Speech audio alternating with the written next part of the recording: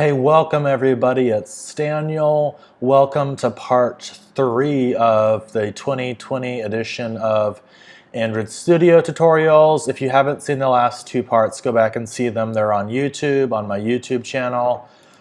Here is the app so far. So we have this screen here. We can click this button to go add to inventory and it takes us to a new screen. So we did that in the last video. Today we're going to work with Constraint Layout, actually working on the UI. So when I click on this, say I want to add some products from my living room into this app, so I could type out like a laptop and an iPod and my phone and maybe a webcam and a Google Home and whatever else is in front of me, a couple of USB sticks. Right now we just have product names, so let's add some more stuff. And actually, let's go ahead and, so go to Android, I was messing with it. So open up project and make sure that's set for Android. We can open up app, res or resources, go to layouts.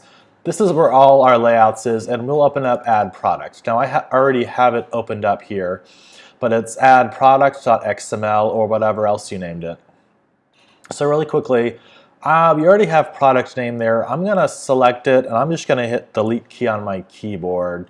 And it's important to note if you ever mess something up, you can always go to edit and then you can undo and redo stuff. So you can like do Control or Command Z to undo stuff. So this screen is blank. So let's start over again. Okay, so over on the left side we have, oh, and make sure you're not in text mode, make sure you're in design mode. So you should see this. On the left side, let's open up palette, and there's a number of things we can add. Say we want a button. Yeah, this screen is going to have a button like where you type out all your stuff, then you hit submit. So we need a button. I'm going to put a button kind of near the bottom of the screen. So I'll put it right there. And I'm going to go ahead and just save it. And you don't need, actually, I don't even think you need to save it, but you can always go to like edit, save all, or whatever. So just all we need to do is just run it. So I'm going to go ahead and hit the run button. Let's go back to the emulator. So you notice we put the button there. Now it says Gradle build running, and we just need to wait a little bit. Sometimes it takes a little bit of time. So let's just wait here, and it's Android Studio is getting all of our code ready, and it is working, and here it is. Okay, so I'm going to go ahead and click on Add to Inventory. And you'll notice the button is in the top left on our phone or emulator. And if you go back to Android Studio, you'll notice that it is on the, it's like right there. So what's going on is because when we created this new layout by going to new resource file, we set our root element to Constraint Layout. We set it to that right there.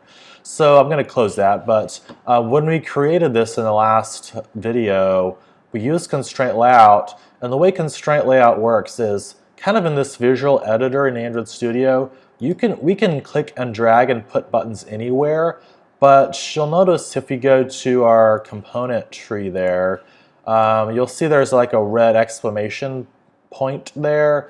That means that there's an error. So what we need to do is we actually need to constrain this somewhere. So yeah, we can click and drag it anywhere, but it's not going to stay there until we click on one of those circle icons. So I'll just do the left. I'll click, drag, let go, and then I'll do the bottom maybe. I'll click, drag, and let go. Now it's on the bottom left. So if I were to run this and go back to the emulator, it should be on the bottom left. And let's go there, and it is. So now we actually added some constraints to it. So that will always be on the bottom left. Say we want to put it in the bottom middle. Well, what we can do is we can kind of think of it like weights, like there's a magnet over there and a magnet over there. Let's go ahead and do the right side. So on there, let's click, drag, and let go, and you'll see it's centered. That's because on the left side, we're constraining it to the left side, and on the right side, we're constraining it there. So the button's kind of like, hey, you know, well, a magnet's over there that wants me to pull to the left, but there's also a magnet on the right side, so they're kind of balancing each other out, so the button stays in the middle. So And it's kind of important to note that a lot of Android devices have different screen sizes and resolutions. So say I'm just going to go ahead and click on there again to get rid of that. I think that clicks to get rid of it. How do we do that? Command click. I don't usually do this. So command click. So if I were to constrain it to the right side and say I want to get rid of that, if you put over there it says command click, so just command click. And we can get rid of the right side constraint. So you notice, say the screen, say you're on like a phone from 6 years ago and the screen is really small. See how it takes up about maybe 20% of the width there? So that's about 20% of the width. What if you were on a smaller screen size?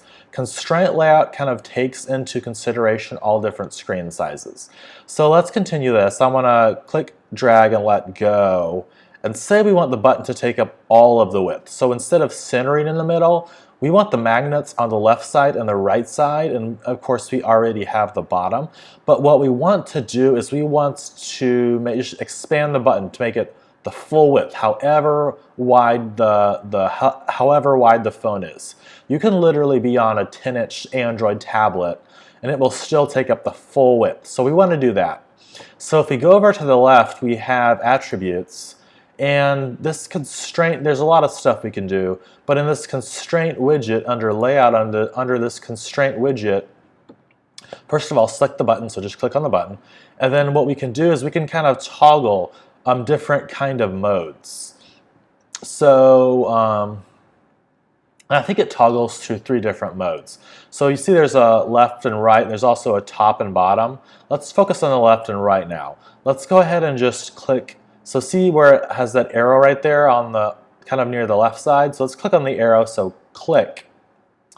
And click one more time, and there it is. So as you click on it each time, it kind of toggles through different modes. So you can just keep clicking on there. There are only 3 modes, so there's like this one is called like kind of use full width. That one is called the one we want to focus on right now is that one right there where it takes up the full width. So if I were to go ahead and run this and go back to the emulator, this will open up and we click there and now the button's full width. So that button's on the bottom. So now we'll fill out all of our text stuff, and then when we're done we'll hit the button and it will save all of our products. So that's full width. That's exactly what we want. So really quickly let's click on there and let's call this, look for text, and let's call it some submit maybe. So there's our submit button. I want to do one more thing. Let's look for background tint and let's change that to about a green color, why not? And the text, let's select that again, but it's kind of hard to see the submit text now.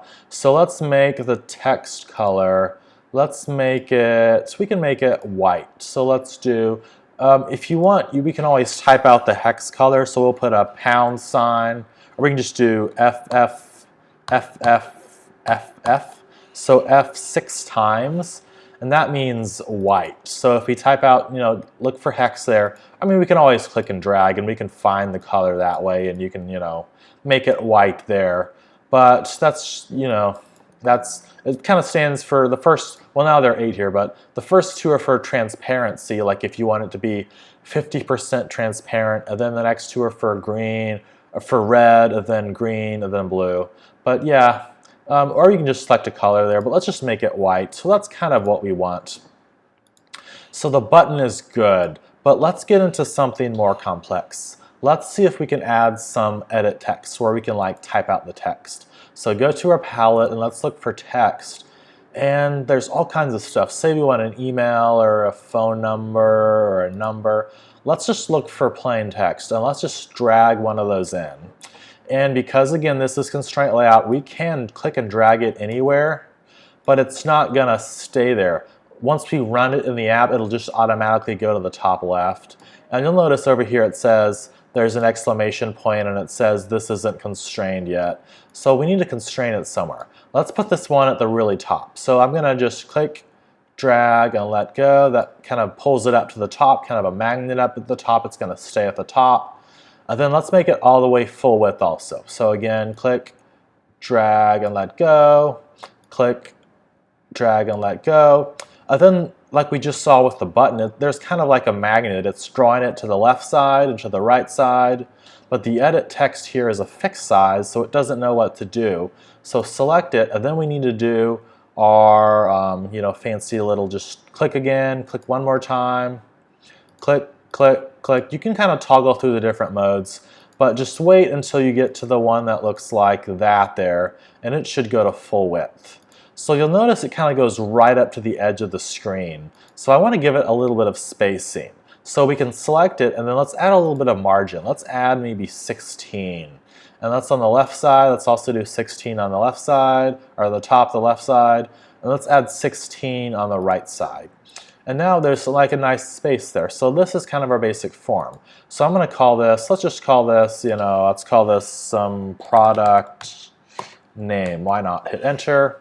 Actually, we don't want that. What we want is the hint. So let's call this product name. And there's a slight difference between the two. We may get over that later. It's basically just, that's kind of like a placeholder just to kind of let you know. And once you, with the hint, once you start typing, product name will go away and we can type, iPod instead of that. So I'm going to go ahead and run this. And let's go back to the emulator, or you can just plug in your phone with the USB cable. And here we go. So now, yeah, we can do that. We can type in our product name, an iPod. We have to close the keyboard to see the button, but we'll get to that later. But the button's there. So let's add some more fields. We want to maybe add, so see the hint, see how it says product name there? Once I start typing something, product name goes away. So I could type, iPod and product name goes away. It's just a little hint. That's what this, that's what the hint right there does. Let's also maybe put in, let's see, what else can we put? Maybe a quantity. Yeah, there's all kinds of stuff we can do. Let's just put in another plain text. Let's just do maybe the owner, where we type out the owner. Now here we have we have a number of different widgets. And so kind of the same way we can click and drag to the left and to the right, we can click and drag to another element. So well, first let's go ahead and go to hint. I'm going to get rid of the text. And let's go to hint. Let's call this owner. So there we go. That's our owner. And we want this owner to be like right below product name. So we'll just, place it anywhere really. Then to actually constrain it there, let's just do the left side first. So click, drag, and let go. Click, hold down, drag, and then let go. So we got left and right there, and we'll do that in just a second. But we want to put this right underneath there. So what we can do is we can click, and then instead of going to the top, what we can do is we can drag it to another element. So we'll drag it right there, and it snaps right in place. So now we have our product name there, and then owner right below it. And with owner selected, let's just toggle. So click, and then click again. Just keep clicking until it expands the full way. And you'll notice it's not aligned up quite right. That's because we added some margin of 16 there, but we haven't added margin to our owner. So select owner, and let's give it some height. Maybe this time let's do 32. Just to, let's do 24. Let's do 16. Just why not? On the top, and then on the left side here, yeah, it's kind of emulated like the left side, the top, the right. So on the left, let's give it 16. That gives it a little bit of spacing on the left side of the screen. And then we'll do the same thing with the right side. So with all of this, this looks pretty good. I'm going to run it just to see how this looks in the emulator. And with it running, let's go to the screen. And yeah, that looks pretty good. So now we can kind of start filling out our products. iPod that owns, Daniel. And then we can, later submit it, but we haven't got to that yet. I haven't really messed with these in a long time, but say we want to add a number. Maybe the year we bought it, maybe the year, like I got an iPod in, 2000. I got my first iPod in 2006 maybe. I paid like $250 for it or something. It was like the 80 gig iPod Classic. I think I still have it somewhere. But just say I want to, what year did I buy this iPod in? So I'll drag in a number, you can drag in, an address, a phone number, an email, password, all kinds of stuff. So let's go ahead and this is, I think it said those are number. So let's go ahead and just go to hint. Let's call this your purchased. Enter, and that should be your purchased. And then again, let's go ahead and click and drag and let go. Click, drag and let go. So that's good. But we want to put it right underneath owner there. So let's go ahead and just select your purchased and click and drag. I think you can drag it. I just do it right next to the circle icon. You can just drag it to the circle icon of another element. And then with it selected, let's just go back and do our constraint layout. We want it to be full width, so click, click, and just keep clicking until it goes full width. And then again, let's add a little bit of margin on the top there. And then on the left side, let's give it some spacing. And on the right side, give it some spacing. And that looks really good. So let's go ahead and run this, and I'll show you what number does. So you notice for the top two, we dragged in a plain text. But for your purchase, we dragged in a number right there. So I'll go to inventory, and if I click there, you'll see it gives us a regular keyboard. So I can type out, an iPod Classic, 80 gigabytes, owner is Daniel Malone, and maybe you're purchased. But you'll notice as soon as I go to your purchased, the keyboard changes. So instead of having like all the alphabet, we can just type in numbers here.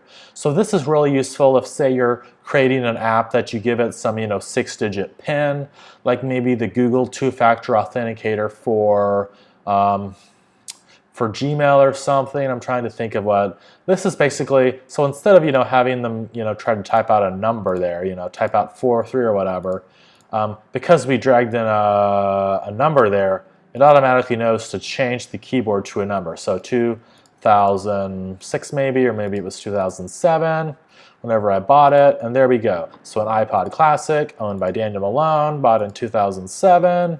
All of this looks really good. So I'm trying to think of what else we can do. This looks pretty good. Yeah, I like this. It looks nice and neat. Let's say, oh, I know what we can do. So say, when we first created this app, it kind of had this this kind of green theme to it. And say, yeah, we could always, I'm trying to think of the best way. Let's just go ahead and say we want to customize the color. So look at the toolbar right there. It's kind of that green color. Then it's a little bit darker on the status bar. But let's say we want to change the color, just totally unrelated to this screen. To do that, we need to open up values. And then you'll notice if you open up colors, it kind of opens up this kind of code view, and you can kind of see, XML, all this kind of, color primary dark, color accents.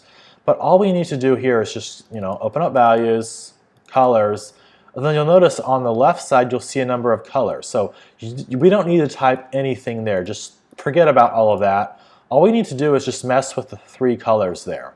So click on the green there, and the green there kind of goes with color primary, and we could just type in a color there, but it's easier to just click on one of the 3 colors there. So this green color, say we want to make it, let's make it red. Why not? Let's just kind of make it a nice, that's good. So now it changes that to red. And then the one below it is kind of corresponds to color primary dark. That color works for the status bar. So the status bar is a little darker. Like if I go into any app basically, say I were to go into like Google Drive, maybe this is a bad example. Oh, never mind. But you'll see how the status bar, let's see what else can I go into. Go to play music. Let's see if we can show you really quickly. But yeah, see how it has like an orange status bar there? Let's skip that. See, yeah, so the toolbar is a little bit light orange. The toolbar has a little bit of a light orange, but the status bar is a little bit darker. So that's kind of the pattern. So make the status bar a little bit darker. So that color, primary dark, the one there, let's make it a red. Let's make it kind of like a darker red, so more towards the black. And we'll make that kind of black. And so let's make it even darker, kind of a dark, really dark red, just so we can really know what's going on. And then for this third color, we can make it any color, but I want to make it black. So we can just click and drag, click and drag, make it black. So I'm going to go ahead and run this, and you'll notice the color should change once it runs, so we'll just wait for it to run. And there we go. So now we have our, kind of a dark status bar that's red, and then we've got our toolbar that's a little bit, these colors probably aren't very good. We could have picked a better color. Maybe I'll pick, you can just play around with this. Pick whatever color you want, whatever looks good to you. Maybe we want, that there, and then we want like a little darker blue there. And for this, we want, I don't know, I'm not good with colors. We'll just keep it black. So there, if we run it again, we should notice that we get that blue color, and there it is. So just play around with that. It's in values, colors. You can change click on the 3 colors there and change it. Let's think what else. Oh, there's something else we can do. So say we want to change the app title. I think we can say we want to change it from something else, inventory management. We can open up strings there. And you'll notice, yeah, it's a lot of code again. But if we look, oops, I accidentally changed something, so I'm going to go to Edit, undo that, Edit. I think I messed something up. I don't know, did I? Command Z. Yeah. You can always do, you can always do Command or Control Z and just undo what you did. So if you mess something up, just undo it or redo it. So if you look under, this line right here, it says app name. You'll notice this right here says inventory management. So don't mess with that, and don't mess with that character or anything. Don't mess with anything that. But if you just change this right here to maybe, Daniel's what should we call it? Inventory. We'll call it Daniel's inventory. And I don't know why it's giving us something important. If you put an apostrophe, you have to escape it. So you can't just type an apostrophe. What you need to do is right before the apostrophe, put a backslash like that. It's not a forward slash. That won't work. It has to be the backslash just below the delete key on your keyboard. So yeah, when you put an apostrophe, I think also if you put in quotes or something, quotes over. But if you put in an apostrophe, you need to put in a backslash. Is that a forward slash or a backslash? Damn, that's a backslash. Yeah, a backslash. So if I were to run this again, you should notice that changes from inventory management to, now the app says Daniel's inventory. So we've changed the color. You'll notice now that color doesn't really go. Oh, and the black. If we go back to colors, the black accent color, that's the floating action button right there. That's black. So that can be changed to anything. But you'll notice this color for the green color from the add to inventory. That's not blue. It doesn't really go with. That's green. It doesn't really go with the blue up there. So let's fix that. What we need to do is go not into product main, but into content main. This is the screen we created in the first video. So open up content main .xml, and if we select the button there, it's in the middle, just select it. You'll notice we have a color there, or a background tint. And let's change that to, I think we can actually get our let's not do that right now. I'm recording something. Anyway, so let's, select the button. I messed something up. Let's go to background tint, and you should be able to use that, but I'm not going to do it right now. Let's change it to blue color. So there we go. So now, yeah, but I think in most cases, if you want to say you want to, maybe that there's some really good green color, maybe that green icon right there. You really like that green icon, and you want to use that color there. You can select that and then use your eyedropper to click and drag it. You can say, hey, I want to get that orange there. Or maybe you're on a website and you're like, yeah, the website, I really like that yellow in the logo. You can just select that yellow precisely and get the exact color. So that's a cool feature. So background tint, select any color you want, red, any color. We'll make it blue. And if we run this one more time and go back to the emulator, there we go. Now it's blue. So now the color scheme kind of goes. So add the inventory. Oh, our submit button's still green there. Let's change that to blue. So we got to go back to our add product, and let's select the button. And the way we're doing it is let's select the tint color. And there's a way to automatically make all of these the same color. But let's just go, just for now, let's just make it blue. We'll just change it for now. And let's also give it a little bit of spacing. See how it goes right next to the edge of the screen? Let's give it some spacing between the edge of the screen and the button. So select the button and let's do 16. Select 16 there on the bottom, 16 on the right, and just give it some space around there so it looks good. And I think this is it. So I'm going to run it one more time. And there we go. So inventory, add inventory. Yep, now we can add a lot of products. You know, purchased, 2001, you bought something then, blah, blah, blah. Use your keyboard, whatever. It's all there. Autocomplete, you can use autocomplete or suggestions. Put a space there. If I start typing, Android, type Andrew, and it's just like a regular keyboard. You can even put commas and stuff. So your full keyboard's there. Trying to think of what else we can do. I think this is it for this tutorial, but I really want to quickly, there was some discussion in the YouTube comments, and I really like it when you leave comments. I usually read every single comment, but I'm super busy, so I don't have time to respond. But I'm going to start trying to respond to more YouTube comments. So by the way, yeah, if nothing in this video worked, leave a comment, and I'll really try my hardest to reply. I know there's been a lot of great discussions in the past couple of videos. But some people talked about building like a social media app. So let's do this. So Firebase, Google. I'm just want to show you something. So say you want to build like a social media app. One really good solution, and something we'll get into later, is Firebase. So what Firebase does is it's like, hey, maybe we want to take a picture of our product, and maybe we want to release our app to Google Play, and maybe 100,000 people download our app, and there maybe they use their camera to take a picture of an iPod and a picture of a table or whatever. We can use Firebase for a lot of things. Firebase is from Google. And let's just go to some of their products.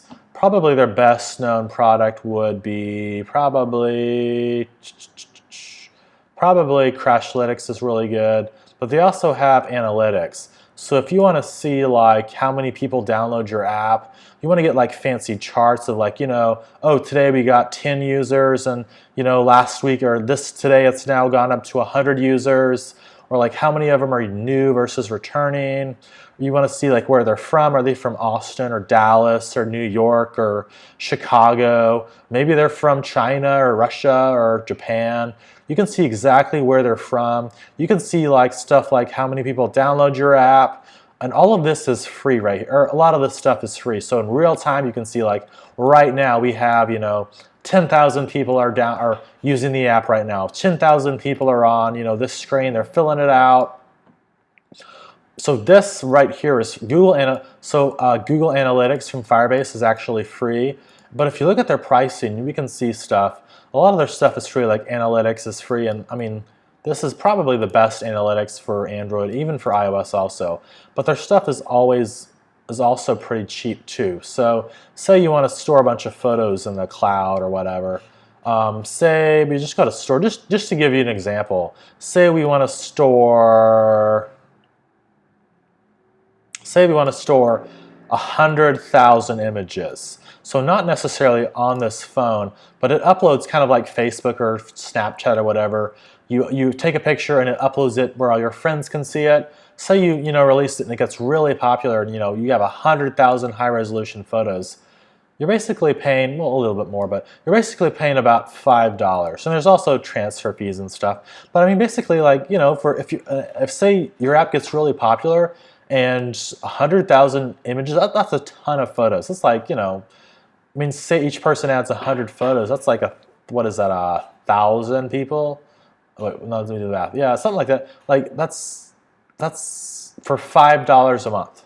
You probably get some transfer fees also. So maybe, actually it's gonna be more, yeah, it's gonna be. So you'd be paying like maybe $20 or $30 a month. This stuff, I mean, if your app gets really popular and you have to pay $20 a month for Firebase, chances are with ads, you'll be making, tens of thousands of dollars every month from ads, AdMob or something. I mean, like, if your app gets popular, you can put ads in there or charge people a membership or all kinds of stuff. But like Firebase is a really good solution, and probably in this down the road we'll use Firebase so we can actually see stuff like how many people use the app. But there are all kinds of products for Firebase. I mean, there's like a database. So say we want to store all this stuff in a database, like kind of like an Excel spreadsheet. When I hit the submit button, it'll submit it to Firebase, like maybe Firestore probably is what we'll use. And it's basically like a list of Firestore. Is that the no? Yeah, Firestore is probably the one. I think it says NoSQL. Yeah, so we can use Firestore, and it'll store, 10,000 products or whatever. So that way, say, you lose your phone and somebody steals it or it gets destroyed or whatever, it won't be stored directly on this phone's hard drive. It won't be stored in storage somewhere. It'll actually be stored on a website, kind of on like a backend with Google Firebase. So that's a way where, and this will also scale for like, say you have 100 users or 10,000 users or, 1,000,000 users. You can just store it all with Firebase. So that way, everybody's phone gets stolen. Well, great. You just need to sign in again on another phone, and all the data, it'll come directly from the cloud, from Firebase, from Firestore. So there's a lot to play around with.